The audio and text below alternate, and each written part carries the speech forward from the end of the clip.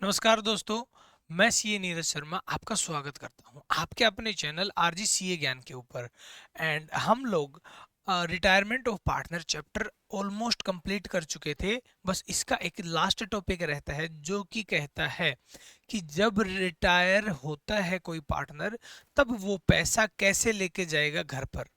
जितना भी उसका कैपिटल अमाउंट होगा वो लास्ट में वो लेकर जाएगा अपने साथ में, या अगर रिटायरमेंट वाला केस नहीं है, डेथ ऑफ पार्टनर का केस है, तो उस केस में भी पैसा उसकी लीगल हायर को कैसे मिलेगा। एक साथ मिलेगा या इंस्टॉलमेंट्स में मिलेगा। अगर इंस्टॉलमेंट में मिलेगा तो इंटरेस्ट भी मिलना चाहिए लोन के ऊपर। इस टाइप की जो क्वेरीज हैं उनके रिगार्डिंग ये टॉपिक है। एंड ये सबसे लास्ट टॉपिक है रिटायरमेंट ऑफ पार्टनरशिप चैप्टर का। तो चलिए शुरू करते हैं एंड समझते हैं। जो सेटलमेंट किया जाता है जब पार्टनर जा रहा होता है, तो उस टाइम पर उसके खाते में जितना पैसा होता है, उसके कैपिटल के अंदर जितना अमाउंट होता है, उसको सेटल कैसे किया जाता है, ये जानेंगे इस क्लास के अंदर। तो चलिए शुरू करते हैं रिटायरमेंट ऑफ पार्टनर का लास्ट टॉपिक। थोड़ा सा थियरी में आपको बता दूं कि क्या कह रहा है। डिस्पोजल ऑफ अमाउंट यानी डिस्पोज कैसे करते हैं, कैसे दिया जाता है, कैसे सेटल किया जाता है उस अमाउंट को जो कि ड्यू है रिटायरिंग पार्टनर की तरफ। रिटायरिंग पार्टनर जो है उसको कितना अमाउंट ड्यू है, वो अमाउंट को डिस्पोज ऑफ कैसे करना है उसके बारे में लिखा गया है। Outgoing partners account is settled as per the terms of partnership deed. तो जो पार्टनरशिप डीड में अगर लिखा गया है, पार्टनरशिप डीड के अंदर अगर लिखा गया है कि आपको एक साथ पेमेंट की जाएगी, यानी लंपसम पेमेंट कर दी जाएगी, जितना भी पैसा आपके कैपिटल अकाउंट के अंदर रखा होगा, तो ये तरीका डिसाइड किया जाता है पार्टनरशिप डीड के अनुसार।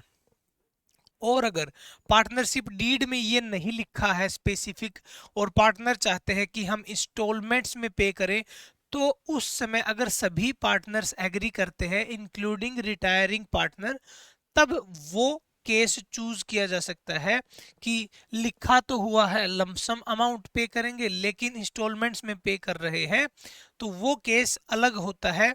लेकिन आपको क्वेश्चन के अंदर जो दिया गया है, आपको वही फॉलो करना है जो क्वेश्चन के अंदर दिया गया है, यानी कि वही पार्टनरशिप डीड के अंदर लिखा गया है। एंड जो पार्टनरशिप डीड के अंदर लिखा गया है वही आपको एग्जाम पैटर्न के हिसाब से फॉलो करना है। तो चलिए, पार्टनरशिप डीड में जो लिखा है वो मान लेंगे।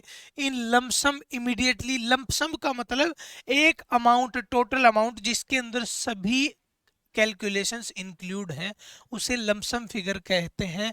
और लमसम इमीडिएटली का मतलब है हाथों हाथ, जब पार्टनर जा रहा है लास्ट वर्किंग डे के ऊपर, उसको शाम को पैसा दे दिया जाएगा एंड उसके बाद वो जाएगा फर्म के अंदर से। तो लमसम इमीडिएटली यानी हाथों हाथ जितना भी पैसा पार्टनर के कैपिटल का क्लोजिंग बैलेंस है उस दिन का, वो अमाउंट पार्टनर को दे दिया जाएगा।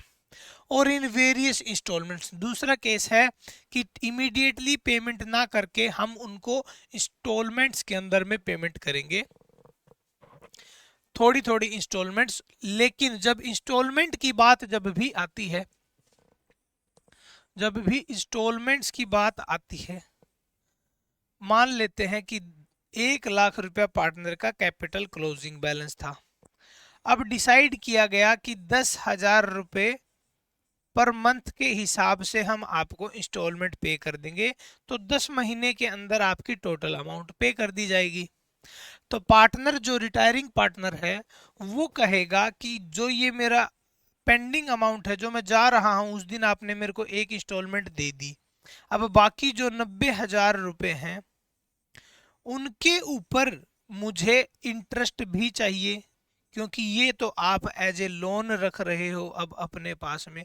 तो अगर लोन कन्वर्ट इंस्टॉलमेंट्स की बात तभी आती है जब पार्टनर का कैपिटल उसका लोन बन जाए, यानी फर्म के लिए अब वो पैसा एज ए लोन है। एंड पार्टनर का दिया हुआ लोन, आपने पढ़ा होगा कि पार्टनरशिप डीड में लिखा भी है कि 6% पर एनम से ब्याज मिलेगा ही मिलेगा, चाहे पार्टनरशिप डीड में ना भी लिखा हो तब।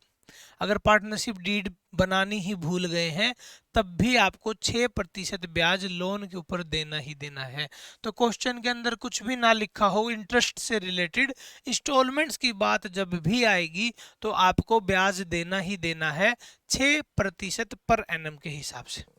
ठीक है, तो चलिए उसके बाद विद और विदाउट इंटरेस्ट।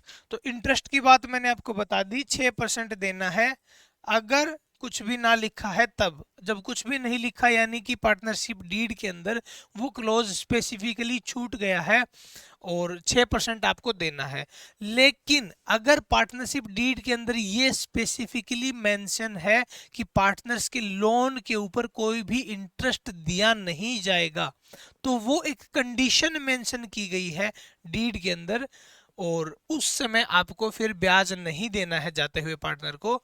लेकिन अगर कुछ भी नहीं लिखा है तब तो ब्याज देना ही देना रहेगा। एज एग्रीड और partly in cash immediately and partly in instalment, या फिर इन दोनों मेथड्स को कॉपी कर को इनका जो कॉमन एरिया है ये वाला, ये मान लेते हैं कि कुछ पार्ट हमने लमसम दे दिया एंड कुछ इसका पार्ट इंस्टॉलमेंट से में कन्वर्ट कर दिया। कुछ तो हमने जैसे 1 लाख था तो 50,000 रुपया इमीडिएटली कैश दे दिया एंड बाकी 50,000 रुपये को लोन में कन्वर्ट कर दिया। उसके ऊपर 6% की ब्याज से हम आपको इंस्टॉलमेंट्स में पैसा देते रहेंगे मंथली। तो ये था कॉन्सेप्ट। अब बात करते हैं लमसम मेथड की। लमसम मेथड में तो कोई, जैसे मैंने अभी बताया आपको, तो सीधा एग्जाम्पल से समझाता हूं। ये है पार्टनर का कैपिटल अकाउंट, इसमें रिटायरिंग पार्टनर का कैपिटल अकाउंट है ये। तो यहां पर इनकी बैलेंस बीडी था, यानी कितना बैलेंस था इनके कैपिटल में, फॉर एग्जाम्पल 50,000 रुपये तो इनके कैपिटल की अमाउंट इनके पास रखी हुई थी। उसके बाद में इनको रीवैल्यूएशन गेन हुआ, कुछ रीवैल्यूएशन गेन हुआ 10,000। कोई रिजर्व थे वो राइट ऑफ किए गए तो वो इनको मिल गए 20,000। प्रॉफिट एंड लॉस एप्रोप्रिएशन का भी गेन हुआ 20,000। ठीक है, तो ये था सारी अमाउंट्स। ये सब जब ऐड होके इसको क्लोजिंग बैलेंस जो आया टू बैलेंस सीडी, वो आया 1 लाख रुपए। अब ये 1 लाख रुपए जो है वो लमसम मेथड है। उसके लिए आपको बुक्स के अंदर एक जर्नल एंट्री पास करनी है कि पार्टनर का जो कैपिटल अकाउंट है वो तो डेबिट कर दिया जाएगा, क्योंकि अब लायबिलिटी खत्म होने जा रही है। Partners capital account